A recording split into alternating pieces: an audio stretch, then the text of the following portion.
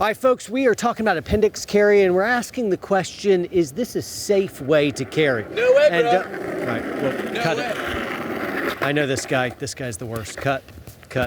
Bro, Cut. what are you doing, man?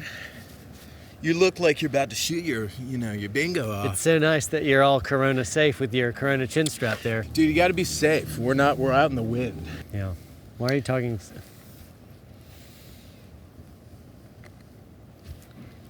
Dude, you're totally pointing at the wrong thing, man. What am I pointing at? Unsafe. Why? Your appendix, bro. You're gonna blow it off. Hey, John, why do you love Sportsman's Guide so much? Just do. They're good. How good? Just good is good. Like really good? Really, really good. Like this video good? This video is not good. This is an ad. This is an ad. Do you know what is good though? What? Code War Poet. If you love Code War Poet so much, why don't you marry it? Sportsman's Guide. Will you marry me? Shut up. Dang it.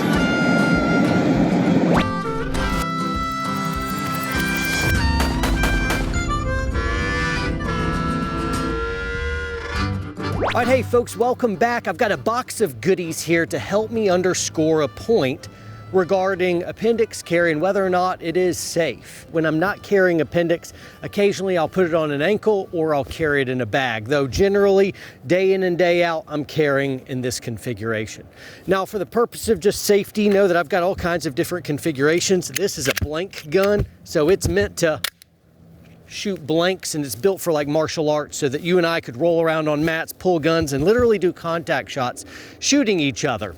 And so it's built for force on force. So as I point this around, understand this is not a gun. A gun shoots bullets. This doesn't shoot bullets. It does little training rounds right there, and it's made to be able to do stuff like this. Now, folks have expressed some concern, and those concerns are something like Bodie alluded to, of like, dude, you really don't want to shoot your bingo off. That would be bad. And I agree with that. I'm like, that sounds like no fun. Or not quite as bad, I'll shoot myself in the femoral artery and die.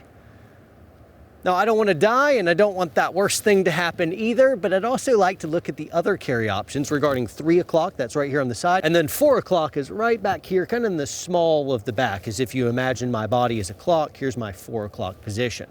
Now, my contention with anyone that beats up on the appendix configuration isn't really judiciously looking at the other carry options, and so I'm going to return to my little box over here. I'm going to take this off right here and look at some other options here.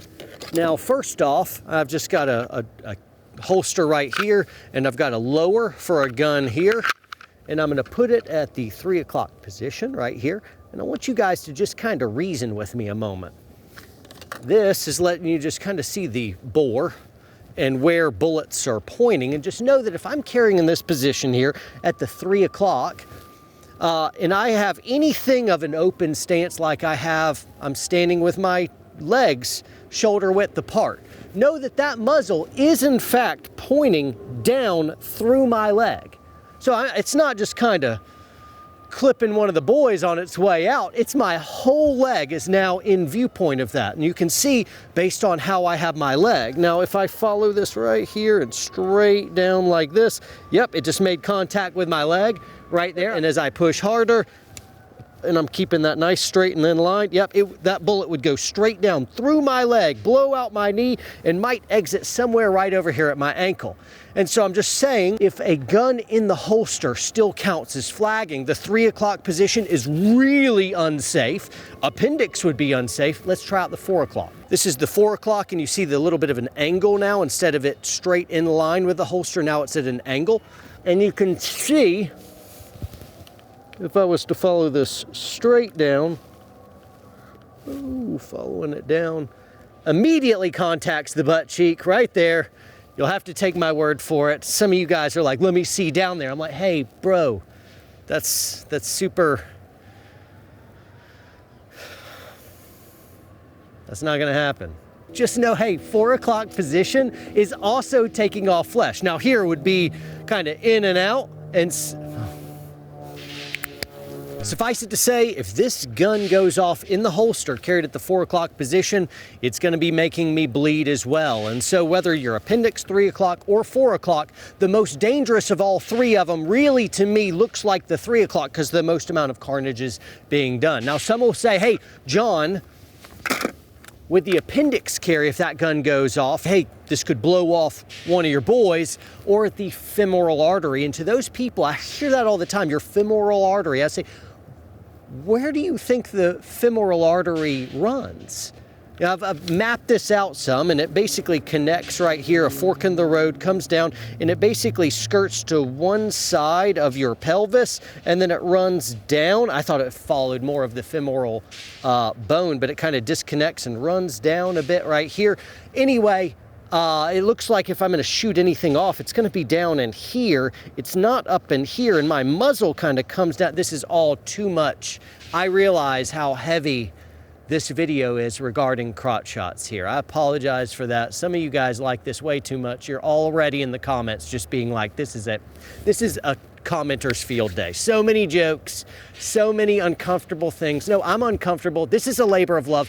I'm not letting you wreck this. I'm going to stay on track and just say, hey, guys, based on just where this is rolling, if I took something like this, go ahead and, whoo, there we go. I'm feeling stuff now. That is a cold suppressor right there. Very good. So here is my appendix setup right here. And if I just come straight down, I'm like, oh, there, I feel, just know my right ball would be immediately destroyed. But since my femoral artery doesn't run through my right testicle, I'm actually okay. It's inside my body, not on the outside. And so therefore, in this configuration, my femoral artery isn't being in play. If I really want to shoot it, I'd have to do something like that right there, where I'm kind of like doing I felt like a ballerina doing an arabesque. I mean, like I'd have to really do one of these for this to point over, whereas on the 3 o'clock, you could imagine right here, it's really actually pointing down more. So whether it's 3 o'clock or appendix, based on where that femoral artery is snaking down through, I'm not really any more danger on this position right here. I feel that can right there. That's cold on just the right ball. When I sit down, go ahead and follow me over here. When I sit down, I feel that I'm covering up right now. No, just really straight down. Now, I think some folks that have a bit more of a belly, I don't have a belly, but if I had a belly, it's gonna push this gun outward more like this, and now it's aiming more down into me, and that could be a little bit more of a problem, but just know, I don't have any legs underneath this. Guys, I guess in this, what I want to do is just show you that either way you carry, if your gun goes off in the holster, you could be in some serious problems. Now, good news is if you have a high quality holster and you're well trained, you don't really need to worry about anything going off, because it's really more about the training and the safety protocols than it is about anything else. And we also want equipment so it's not going off. I carry appendix every single day. That's how I carry. And I have no real fear that the gun is going to go off. All of you guys get in your vehicles every day, cruising down the road and the highway, and you're trusting your lives, the mechanical braking system of your vehicle. Many of you don't know how your brakes work, but you just trust that when you hit the brake pedal, your vehicle is going to stop. Similarly, I understand how my gun works, and I know what can make it go off and what can't, and I really do understand the intricacies of that. And I also know with a high quality holster that has hard trigger guard support and a nice click in retention, this is a really safe way to carry. What you want to avoid is any of those kind of soft holsters that don't have that hardened trigger guard support. You want to make sure that your holster is built for your exact gun, and now you can be good to go. Then some other safety practices where you understand how to draw and how to reholster. That's what's really going to be keeping you safe. And also understand, once your gun is in the holster, it's kind of almost in safety timeout. We understand that this right here, if it was sitting on a table and people were walking around it, this could be classified as safe. However, as soon as it comes out of the holster, now it's game on. Ideally, I just don't like the idea of any gun pointing at anyone, even if it is in a holster. But understand, once it gets in that holster, it's now kind of marked safe. It'd be better for it to not be pointing at anything. But typically, I would never just pull out my gun in public or anywhere else. Because I think it's bad etiquette. You do it on the range where it was all safe, and if I needed to take my gun off, I just take the whole holster off, and this would be a safe way to put the gun on and take it off, is whenever it's in this holster. It's kind of marked safe. Some people may not like that, and you may disagree, and that's absolutely fine. Cool, party on. You do you, I'll do me. I want to go over some other safety protocols. I've done this in other videos, but since I've already got you here, you got nothing else to do. I want to give you a couple tips just to make sure we're all staying safe. By the way, if you've been seeing any of my gear, our cool ratchet belt right here, which tightens and then with a button loosens, so I can be able to be fat and happy with a loose belt and my gun. And when I stand up, I can just go zip, and it's real tight. These are on our website, as well as the cool holsters are in our website. And my favorite appendix carry, and my favorite appendix carry light, the TLR7A, is also on our website. We get all the goodies that we like, and we put it on our website so that you make sure you get the right stuff, and it helps support us too. I'm out to make $1, so capitalism, what's up? All right, back on to some good safety tips. So I'm gonna go ahead and put my gun in the appendix configuration here. I'll conceal.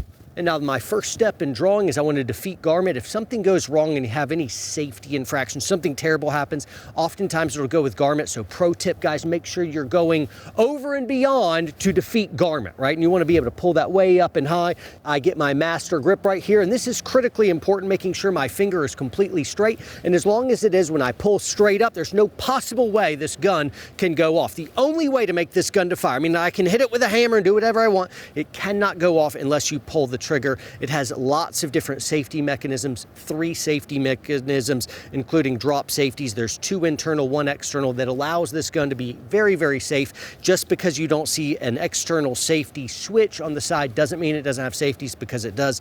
Suffice to say, finger off the trigger until you're ready to fire means you're nice and safe. So I'll go from this point, 1, 2, I'll come straight up, and I'll go ahead and move to marry my grip, and then I drive out on target, ready to shoot.